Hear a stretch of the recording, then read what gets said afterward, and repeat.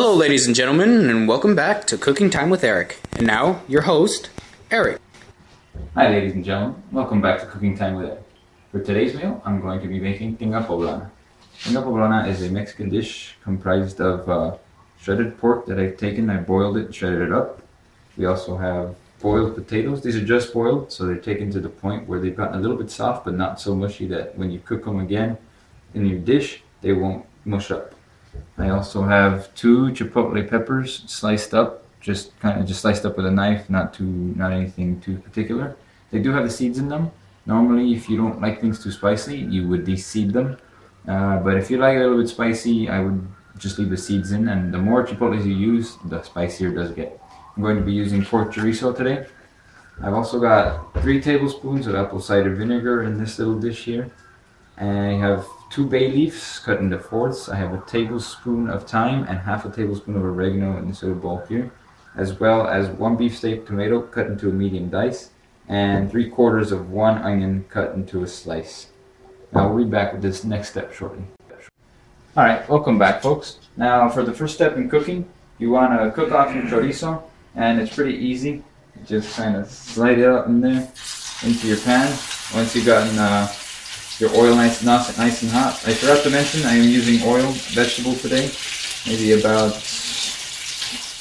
1/4 of a cup of oil, enough to just cook everything. So you usually buy it in the casing. It's pretty easy to slide out like that.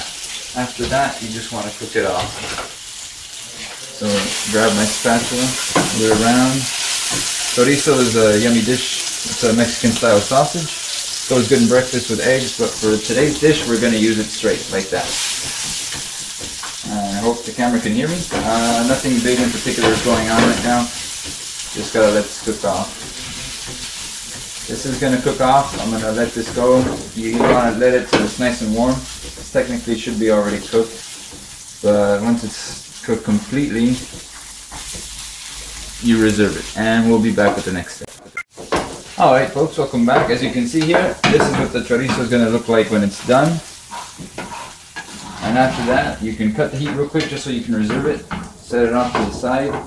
Just grab your pan. Pour it into a receptacle, bowl, whatever you have on hand.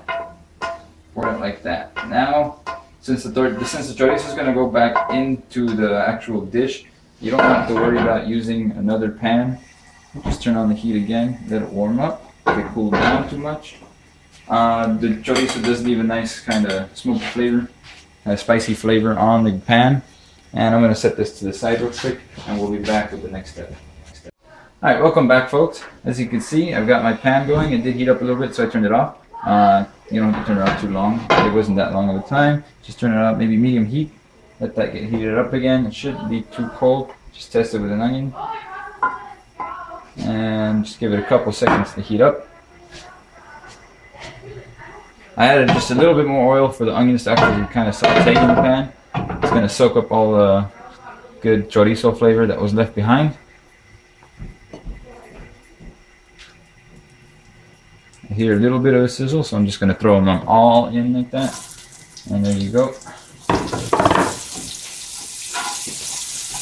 Now it does look like a little bit of onions, but all the ingredients added together is going to make one pretty big dish. Enough to feed 6 of us.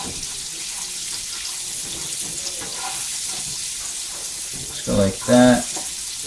You don't want to brown them or caramelize them. Just kind of want to get them sweated, because it's going to continue to cook throughout. Just like with the stir fry.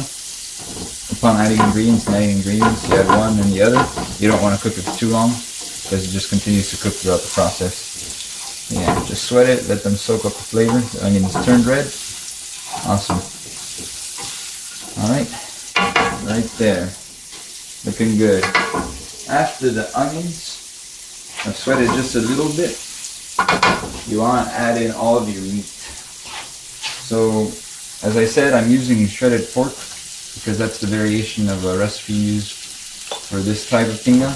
There's also a variation where there's used chicken, and I see it at work all the time. They have chicken tinga, and it just depends on your preference of meat. Either one will do. and either one is good. I just prefer pork over the chicken.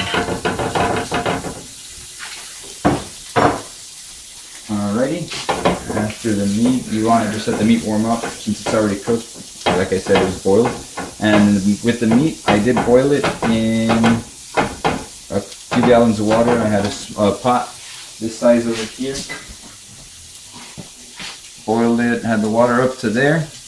I threw in 1 onion cut in half, 4 cloves of garlic that I smashed for the flavor to get in there, and maybe a few tablespoons of salt. And that gets it boiling. And back to our dish. As the meat heats up, it's going to continue to go throughout the cooking process. So after the meat gets added in and you mix it in with your onion, you want to add your potatoes. As I said, the potatoes are just boiled, so they're not completely done. And potatoes do take a little while to cook. You want to get them a little bit soft, but not so soft that they turn into mashed potatoes. So you mix that in, mix that in, mix that in. Give it a couple of seconds. Because as I said, again, I repeat, everything continues to cook.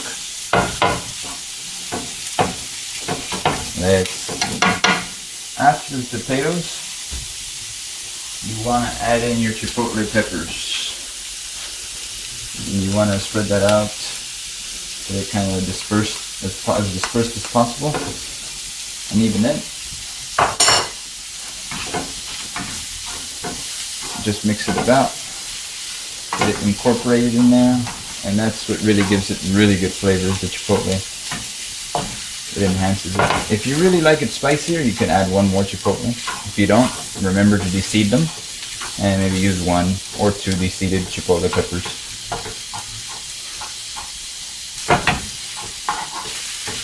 Get it mixed in, get that flavor to move around. After that, you want to add your vinegar. 3 tablespoons, about 3 tablespoons. Disperse that around the entire dish like that. Mix it around. You want to keep mixing so that nothing sticks to the bottom. Otherwise, you get a kind of burnt flavor. After your vinegar, you want to add your herbs. So I kind of just shake these in. The bay leaves you can do by hand. Get those dispersed around. Bay leaf has a strong flavor, so you don't want to use too many of them. After that, just kind of shake in your thyme and your oregano. Just like that.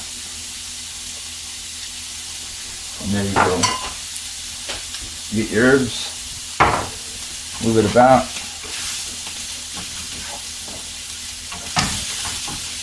And to my right here, I also have a cooking for heating up for my tortillas.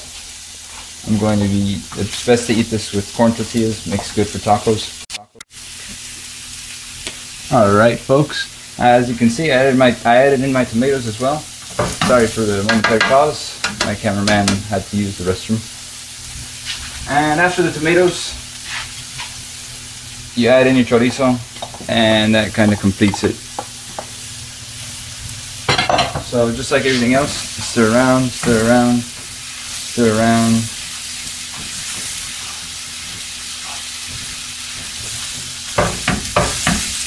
Get it all incorporated. At this point I could even cut the heat since it'll carry over. Just kind of incorporate it, get it all mixed in. And we'll be back with the final step, which will be a presentation, and we'll be ready to eat. Alright folks, and here is the finished product. You just serve it up on a plate with some tortillas and you're good to go. This was Cooking Time with Eric, and I hope you enjoy this dish. Have a good night.